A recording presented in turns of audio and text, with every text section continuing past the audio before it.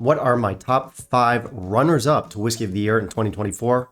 I'm Jeff, this is Whiskey. Stick around.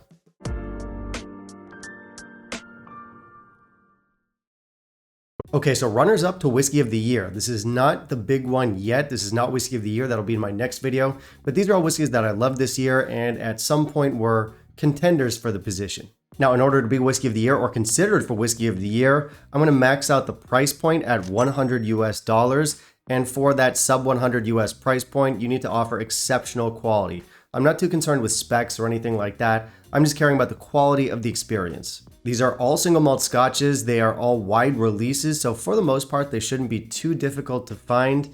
And what I tried to do for this video is I tried to find some under the radar whiskeys that haven't been too celebrated in the past, that aren't super popular, but deserve to be. Because it would be very easy for me to just fall back on all my go-to usual recommendations. So stuff like Legic Rioja, Lagavulin 8, Port Charlotte 10, Craigellachie 13, Classic Laddie. There's a lot of bangers out there. So I want to talk about some standouts this year that aren't quite as celebrated because I just want to be edgy and different. I want to be a rogue, a wild card, a picaroon. As always, I've got a mystery pour here. This will be number 1 on the list, which means the number 1 runner-up to my Whiskey of the Year, and it's an absolute beauty. This is probably the most obscure whiskey on this list. You guys will not have seen it coming, but here is your hint. Good luck guessing, and let's not waste any more time. Let's jump into our list. In the meantime, if you'll kindly leave a like down below, that'd be greatly appreciated. Coming in at number 5 at the back of this list is a whiskey I have not reviewed before on the channel, but I do really like. I should get around to reviewing it at some point. Tomintoul 14. This is easily the best Tomintoul from the affordable core range, and while I wouldn't say it's a popular whiskey, in enthusiast circles, it is kind of an open secret that this is good bang for buck. This is one of the only affordable Tomentouls that comes in at 46%, which definitely helps elevate it. We have a good age statement here. This is a gentle, fruity, spicy whiskey, and as far as I'm concerned, this offers a lot more character than the rest of the range. Now, is this truly an outstanding whiskey? No, it isn't, but it is solid. We have a nice bourbon cask influence here. It's not too much. It's not over the top. It's got broad appeal. I think a lot of people would like this if they tried it, especially given the price. This is not very expensive. It comes in at $50 US here in my market. Granted, this is never like a front runner for Whiskey of the Year. It was never a major consideration, but it was considered at one point, and it is a really solid whiskey, so it comes in at number 5, Tomintoul 14. Next up, we've got something of a modern classic. This one is a respected bottle from a respected brand. I've got Tamdhu 12, and this bottle is an easy reach if you want a quality sherried 12-year-old. Now, I'm not going to go on about how this is often considered a Macallan alternative. It's a great whiskey with a great character. It's sherried, but it's not a sherry bomb. The casks are definitely there, they're forward, but it's still a delicate, soft, gentle whiskey. Softer still when you factor in the ABV, which comes in at 43%, which is going to put some people off. Personally, it doesn't really bother me. I think it works with the gentle nature of the whiskey. And coming in at $40 in my market, I think it's good value. It's a whiskey I come back to quite often. Comes in at number 4, Tamdhu 12. All right, so my pick for number 3 I think might surprise some people. I'm going with the Arran Barrel Reserve. And the reason that could be surprising is that this is a whiskey that lives perpetually in the shadow of its much more celebrated older brother, the Arran 10-year-old, which is also an outstanding whiskey. Don't worry, I'm not about to tell you this is better than the Arran 10. If you want more depth, richness, and complexity, yes, the 10 is the way to go. But in terms of just pure character, I like this one every bit as much as the 10.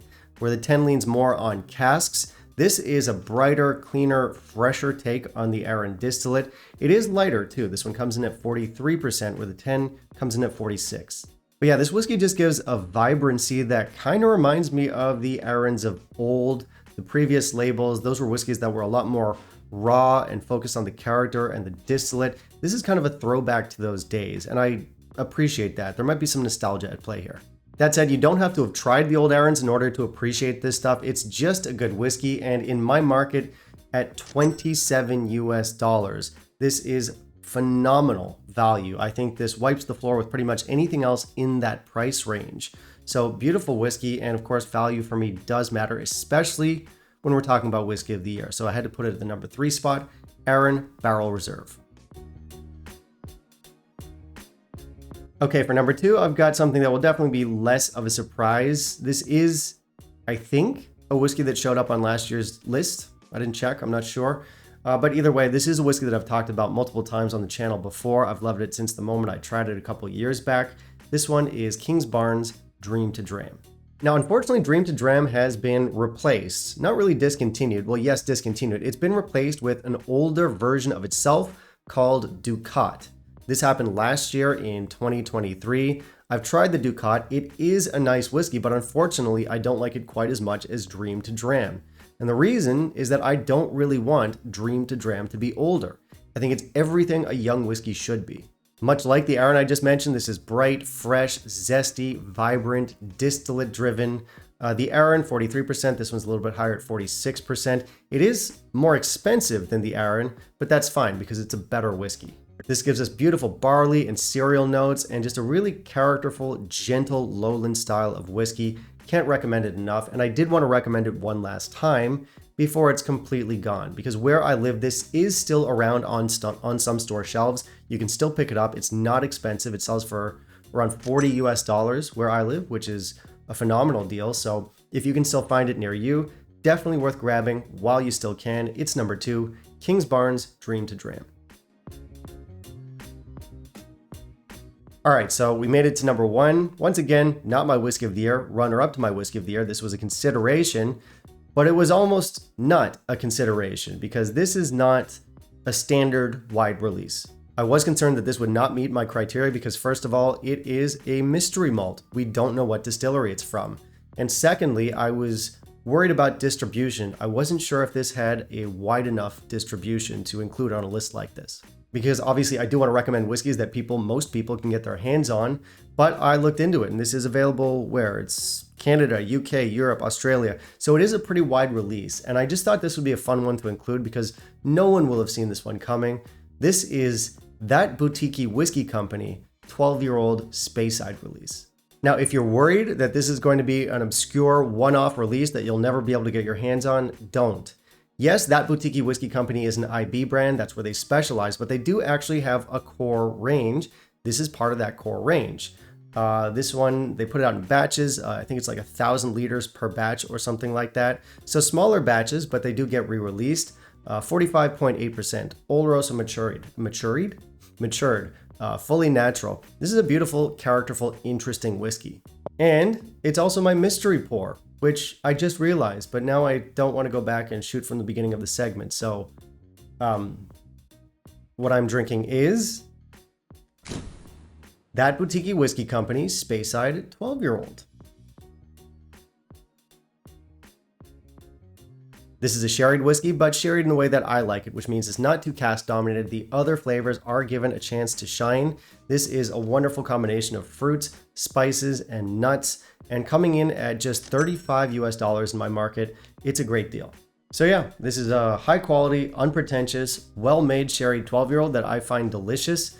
Now, in terms of distribution, this is not like a big, huge, broad international release, but it is a broad release. It should be available in most markets. It might take a little bit of extra hunting, so I wish you luck there, but if you can get your hands on it, it's definitely worth picking up. I think it's fantastic stuff, and I like just the fact that it's kind of a wild card whiskey, so yeah, hope you can find it.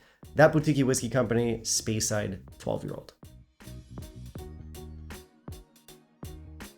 All right, that was the video, guys. I hope you enjoyed it. And as always, I want to hear from you. Now, this is kind of a specific thing because the premise of this video is specific. It's not Whiskey of the Year. It's runners up to Whiskey of the Year. So I'm hoping you guys can give me the same thing. Not your top pick from this year, but a few standouts that you might have considered if that top pick hadn't shown up. Yeah, I know.